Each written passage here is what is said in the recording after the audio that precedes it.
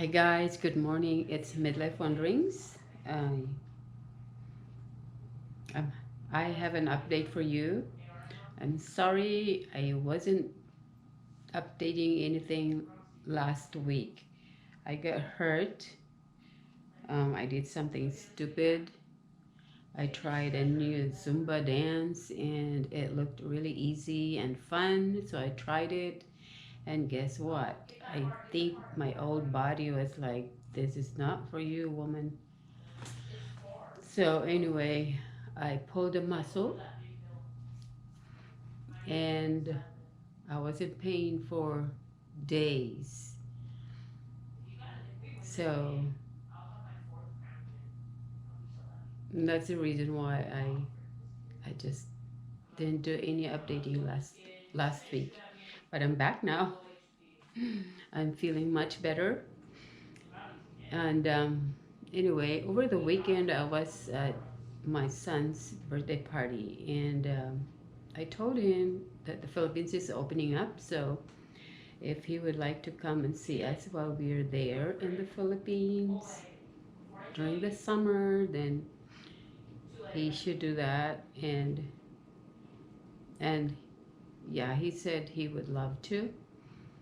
So I told him the requirements, like, you know, passport, vaccination card, One Health Pass, QR code, and Trace app. Although Trace app, I haven't really heard much about Trace app if they are required anymore. But as of the present, just in case, might as well register, might as well download in case someone in the Philippines at the airport would ask for it. So anyway, and I also mentioned to him about the medical insurance coverage, which is $35,000 coverage, at least. And the more I talked to him about international medical insurance, then it hit me. I was like, wait a minute. My kids are qualified as Balikbayan because I am a Filipino. But they were born here and they have US passports, so therefore they are foreigners. I have a dual citizenship, so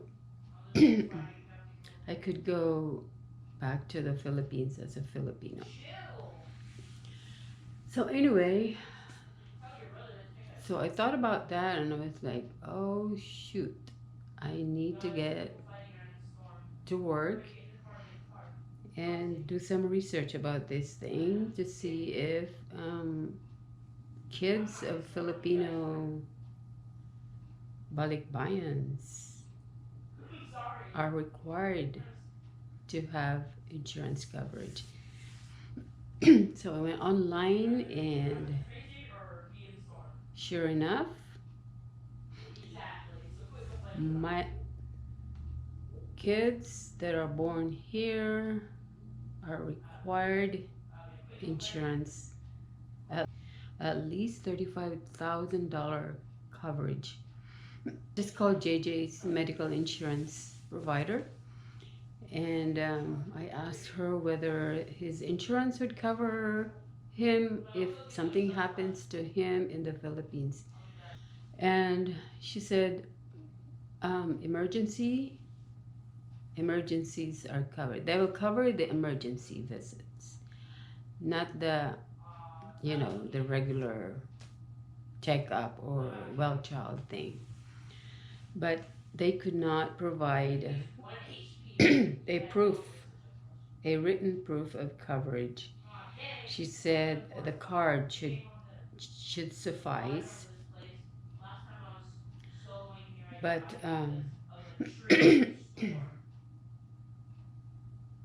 I don't know if the Philippine government would accept that, because I heard that they want a policy coverage or something.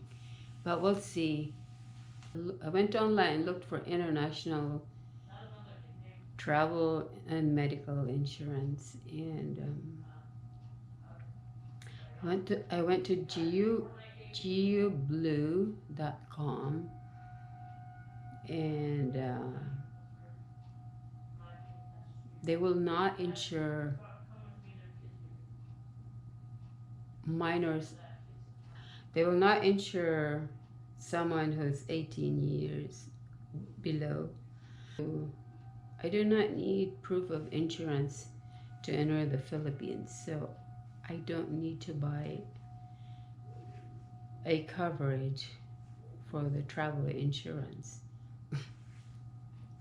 If I do, JJ would be my dependent, and so he would be covered through me. But since I do not need to show proof of insurance to go in the Philippines, and I really didn't want to buy that coverage. But I'm probably confusing you guys, but I have a different medical insurance coverage. JJ has a different medical insurance coverage. That's why. So my insurance would cover me too. Um, if I get injured or if I get emergency in the Philippines. Same with JJ's. But like I said, I need something to show, a copy of a policy to show that JJ, being a foreigner going to the Philippines, is required to produce when he goes home. So anyway, I went to GeoBlue, and since they won't insure minors by themselves, so I went to a different a different website. I think it was Safety Wings, and it's called Nomad. I think in my other video I mentioned to you guys Nomad insurance for international travelers. And so I chatted with one of their customer support, and they do insure minors by themselves. So I went to the pricing section for JJ's 1 month insurance coverage. Um, it would only cost like 40, not even 40, I can't remember, but not even $40. And there's a $250 deductible and a maximum of $250,000 coverage. So that's pretty good. So I'm thinking I would get that, and hopefully it should be quick for them to send me a copy of the coverage. So I think I'm gonna go that route. We'll see. That's what I'm going to do. I'm still going to bring his medical card and that Nomad coverage. I'll work on it tonight and enroll him, and we'll see what happens. So anyway, that's another update I have for you guys. Now let's go to what are the requirements to go home to the Philippines these days for dual citizens and Filipinos. Okay, but please always check because it could change at any time. Like, I think they're gonna meet on Monday again. When I say they, I'm talking about the I'm talking about the IATF and the DOH. They're gonna meet again to, I don't know, hopefully the protocols will be um, easier, and I hope it will drop that $35,000 insurance, and I hope it will drop the 48-hour RT-PCR test. So anyway, let's go to Filipino citizens who are going to the Philippines. If you're a Filipino citizen who are staying outside the country and wanting to go back to the Philippines, these are what you need to do. If you're traveling alone, you need your Philippine passport, you need your green card or resident card, of course the 48 hours are negative RT-PCR test result, your vaccination card, um, One Health Pass, QR code, and the Trace app. Do note that Filipinos who want to go back to the Philippines that are not vaccinated, you can still go, but you will have to quarantine for 5 days at a hotel. Okay? Okay, so if you are traveling with your spouse and you're both Filipino citizens, you you will need your Filipino passport, of course, the green card and resident card, um, 48-hour RT-PCR test, One Health Pass, Trace app, vaccination card, and your marriage certificate. Okay? So if you are a Filipino and you have a foreign spouse, of course he will have his valid passport, the travel insurance, the 35K COVID-19 coverage, 48-hour RT-PCR test, One Health Pass, Trace app, vaccination card, and your marriage certificate.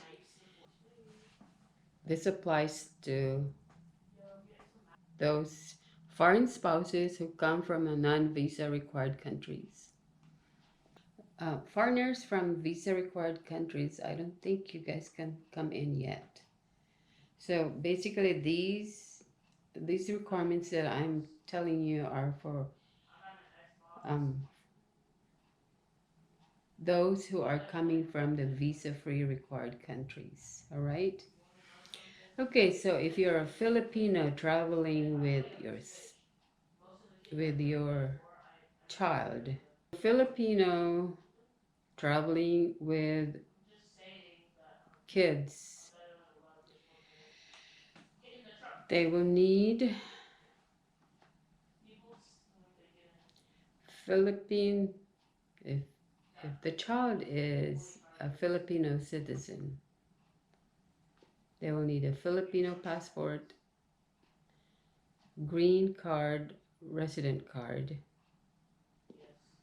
48 hours negative RT-PCR test, vaccination card to those who are 12 and up. Okay? 12 and up, you need your own vaccination card. 11 below, you're exempted. And you will need the birth certificate of the child. And apparently you will need a father's consent. That's one thing that I have to get to. Okay, so for dual citizen, now this applies to me. Okay, dual citizens, foreign passport, in my case, a US passport, Philippine passport, if you have one,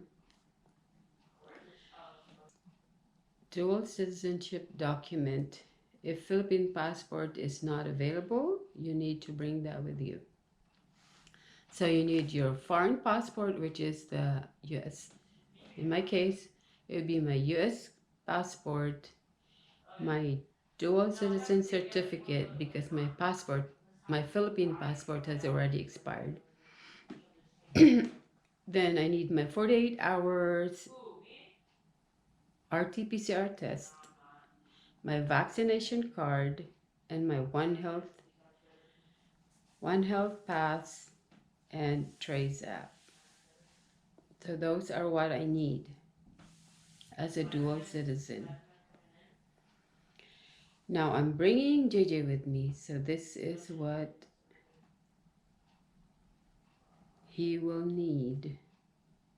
He will need his passport, US passport, his vaccination card, his RT-PCR test, his One Health Pass, and the $35,000 insurance coverage. And of course, I will need to bring his birth certificate and my husband's consent to bring JJ with me to the Philippines. So that's all I have so far. But like I said, on the 28th, they're going to meet. The IATF and the DOH will meet. So hopefully they will drop some of these requirements. Gone are the days where all you need is a ticket and a passport and you're good to go. So anyway, I thank you guys for watching. This is Midlife Wanderings again. I will see you on my next vlog. Bye.